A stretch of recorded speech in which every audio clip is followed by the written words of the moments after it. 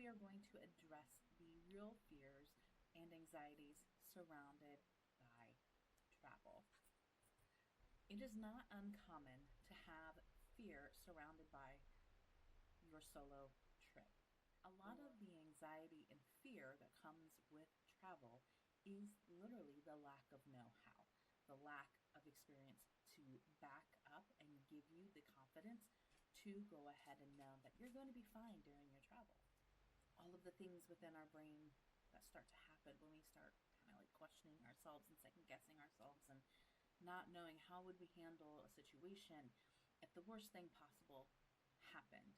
And I think all of those what ifs, shouldas, couldas, all those things rolling around in our head psych us out that we end up not experiencing the trip or even saying we're not going to go on vacation because of that fear.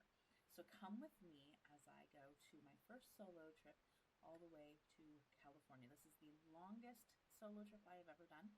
It's going to be 4 days. Not only is it going to be 4 days, it's also the furthest distance I have ever been on my own.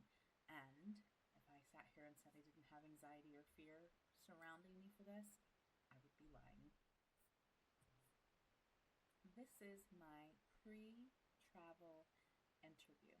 The purpose of doing these little interviews is for me to kind of vlog and catalog the emotions that I'm feeling as I'm feeling them and during the different steps of this journey. So right now, I am 8 days before my travel date, and I have a lot of emotions.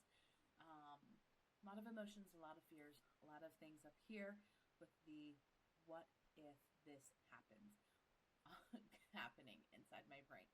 So, as you can tell, I'm probably a little nervous.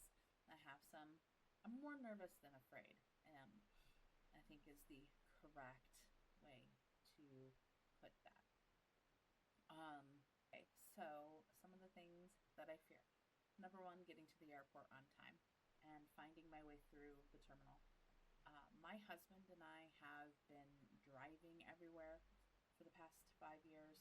I think the last time I was actually on a plane, it was pre COVID, I think 2018. And it was a short trip. And I've never actually been on a really long airplane ride either. So I'm a little nervous about how I'm going to do on the plane, being stationary for several hours. The most I've ever been on a plane is 2.5 hours. I like to get up, walk around. Am I going to be in the middle and then have to ask people for me to get out to go to the bathroom? Because I do go to the bathroom quite frequently. I didn't at the time care where I sat, but now I'm kind of regretting that decision. We'll see if I regret that decision on the plane, just because I don't want to inconvenience someone else with the frequent urinations. Yes, I said that we're going to go over fears, and clearly I'm being very transparent. My other fear is remembering, do I have the skills to find my way through the airports? I'm nervous about that. I have been getting on airplanes by myself since I was 10 years old. So I don't know why all of a sudden I have this fear like I don't know what I'm doing, even though it's been since 2018. The last time I flew by myself with all four of my children, and we did fine. We had a blast. So, but then again, it was a smaller airport. Um, the other fear I have, which I'm sure is most people's fear, is what happens if there is some kind of terrorism that goes on the plane, right? During the time of the recording, there's stuff going on in our country with other countries, and I'm, there was recently was a thing with Nashville, a flight there, and so you kind of get in your head like, what happens if I'm on a plane and something like that happens?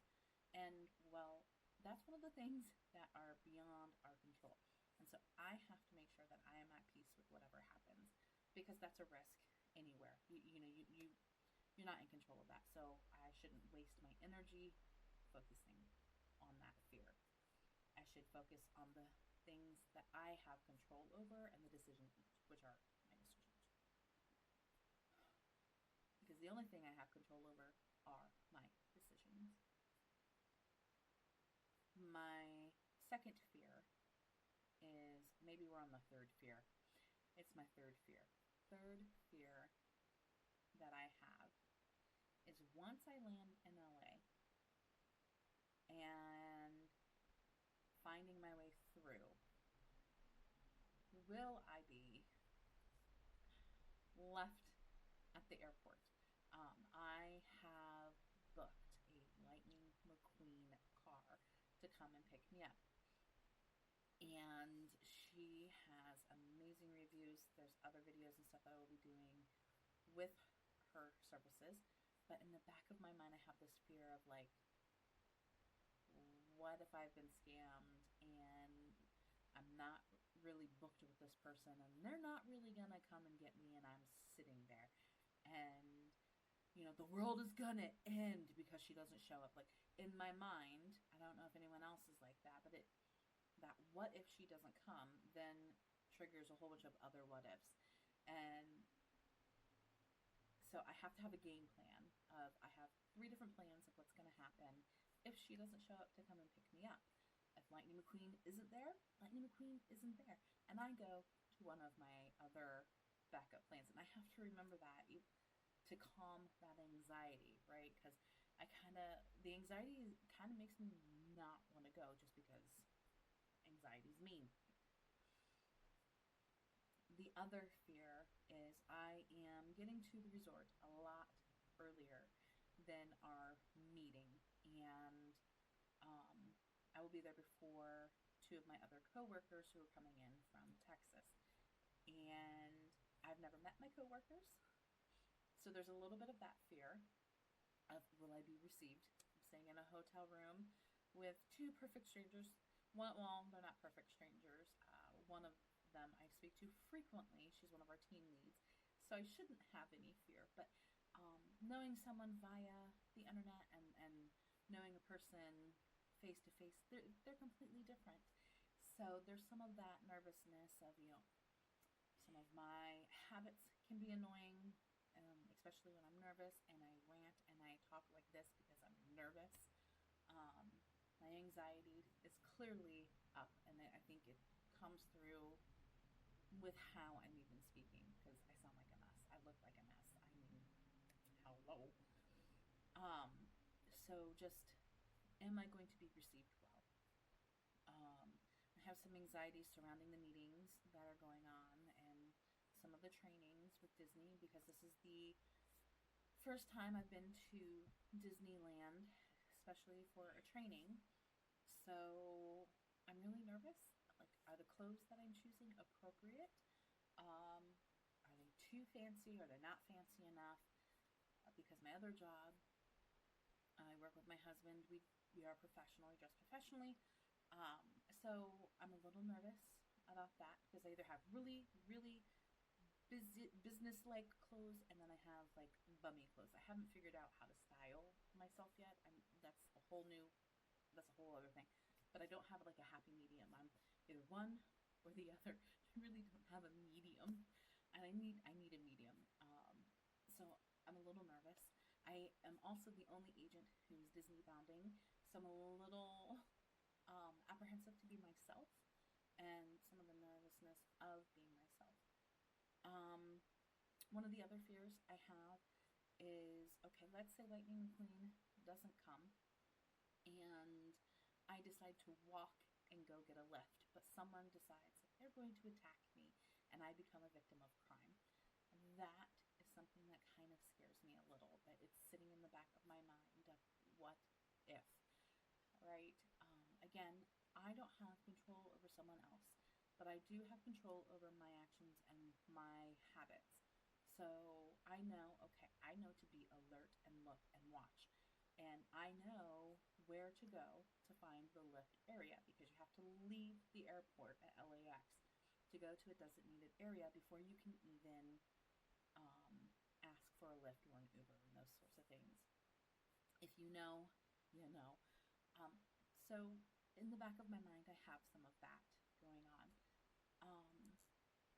The other fear I have is, okay, Lightning McQueen does pick me up, and it is a 2-hour drive due to traffic from LAX to Disneyland and I have to go to the bathroom because I have a small bladder and I always have to go to the bathroom.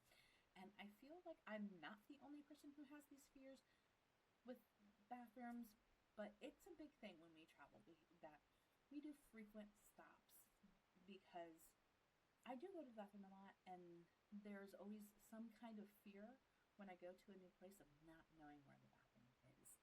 I don't like that. I don't like that at all. But that is one of the fears I have. So what do you say? I don't know LA. I don't know that area. I don't know Anaheim. I don't know it. This is my first time there. So I don't know if there is a place in between that is a good place or a safe place to go to the bathroom. And would she leave me stranded while I'm going to the bathroom? Like, those are all fears and things going on in my head. So clearly, as you have heard me ramble through my pre-interview, there are a lot of what ifs, and it's all a psychological issue. Is it going to stop me from getting on the plane? No.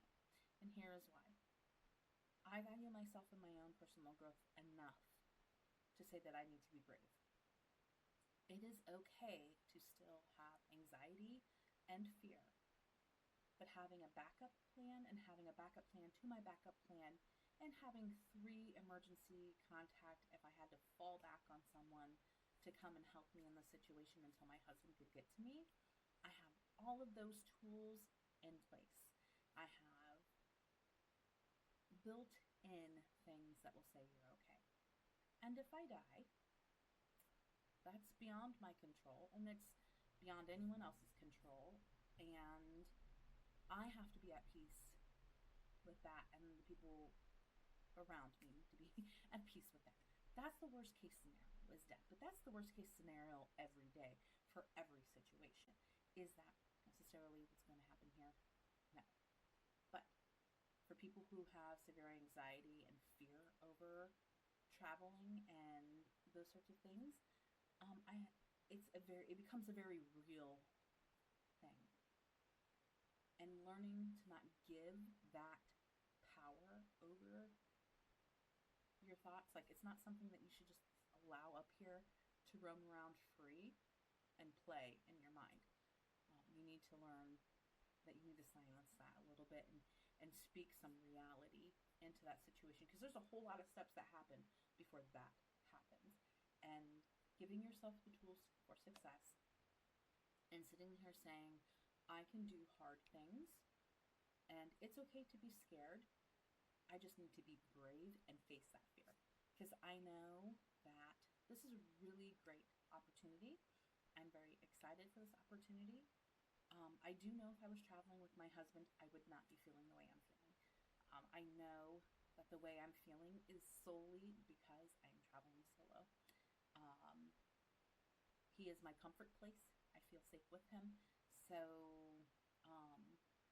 I just don't have that type of fear. I'm a week out and I'm still really nervous and praying a whole lot over the situation, because some of this nervousness is just thoughts left unchecked, being allowed to play around in my mind unchecked. So that is the very long pre-travel interview. If you stuck around this long, way to go. We will be seeing you at the next interview checkpoint, which will be how I'm feeling after I get to the airport and have said goodbye to Joe for 4 days. 4 days. We have not been away from each other for 4 days since we've been married. So that in itself is a whole other obstacle too.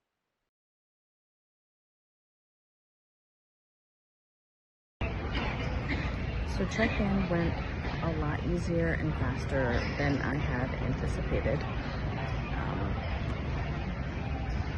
Really fast. And so there wasn't a whole lot of downtime, I guess, which was a good thing, especially when there's anxiety involved. So just make sure that you have your checks and that you're doing what you need to do. But now, feeling fine. It was mostly anxiety. There was a whole lot of numb hands, numb feet, all of that sort of stuff that comes with the anxiety. but keep your checks and you got it.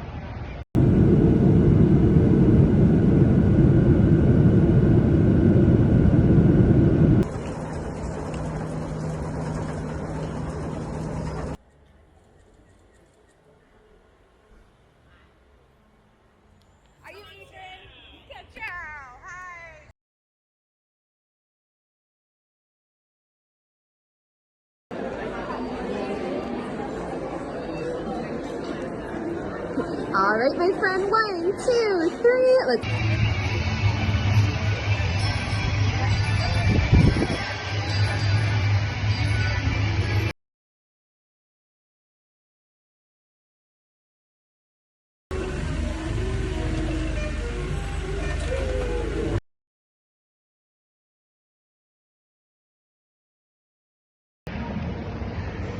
So my time at Walt Disney is over, so now it is time for the flight back home. I have to say, flying through LAX has been a little bit more nerve-wracking than flying out of my home. But again, this is a bigger airport and I was prepared for that. But I don't have nowhere near as much as anxiety and fear with the traveling process as I did before I left. Coming and challenging myself to do the trip that I have done has given me kind of the oomph that I needed to just not care as much coming out home.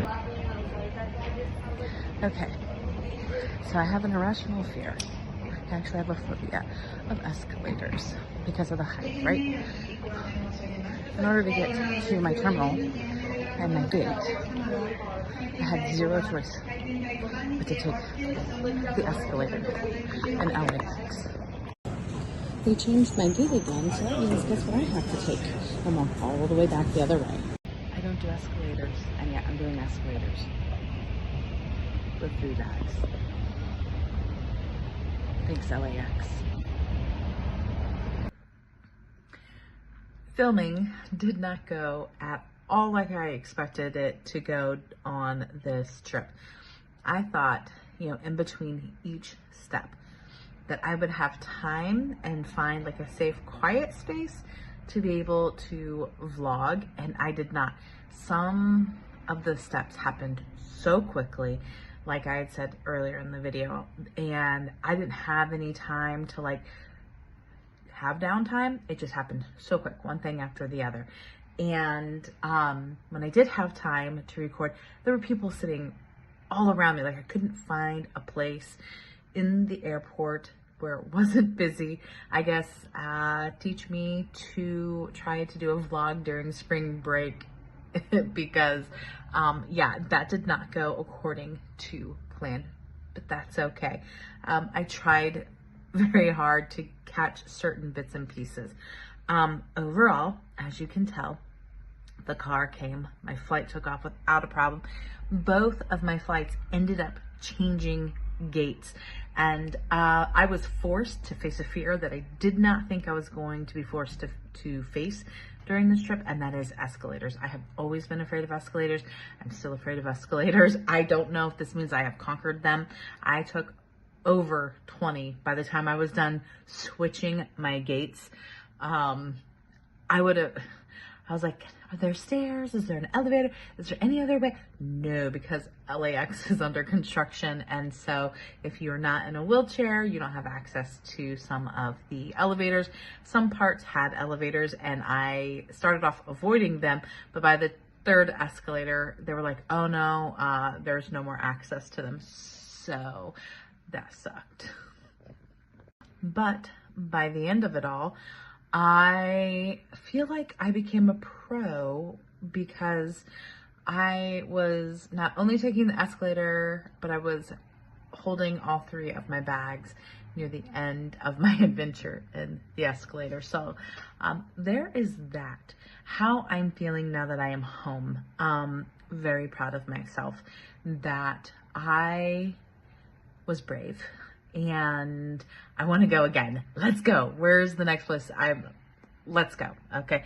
I don't know if next time I'll have the same fears or not, but everything with the meetings. It ended up not being a whole bunch of training. It ended up being a specialty meeting where we got to debut Bluey with our 3 agents from our agency. So that was just a super incredible time. I thought I was going to be afraid in the parks by myself until everybody got there, but no, that it went great. In fact, I preferred being by myself because I could think more clearly and get a lot of the content that I needed for my business page for being a travel planner. So I was surprised. I definitely learned a lot of things, but as you could see, everything turned out just fine. I didn't need to use any of my backup plans at all. And the only thing that I can work on for next time is being more comfortable with content creating in public and not being so in my head about what people are going to think, because at the end of the day, I'm making these not only for my business, but also to help encourage other people who have anxiety to face those fears is why I made this video. And if I'm too afraid to make that content, what I'm going through won't be able to be used to help you have the strength to face what you're afraid of as well. What I am encouraging you is I am going to try and figure out how to link, because this is my first video. I'm going to figure out how to link my worksheet of backup plans and steps to facing your fears. If I can't link it, just leave a comment with your email address, or just comment it and I will try to email that to you. Anyone who works with me, I'm a travel planner, so anyone who is booking travel through me, if this is one of the things that you want to utilize, if you want help facing your fears through your travel, this is something that you also get with using my services.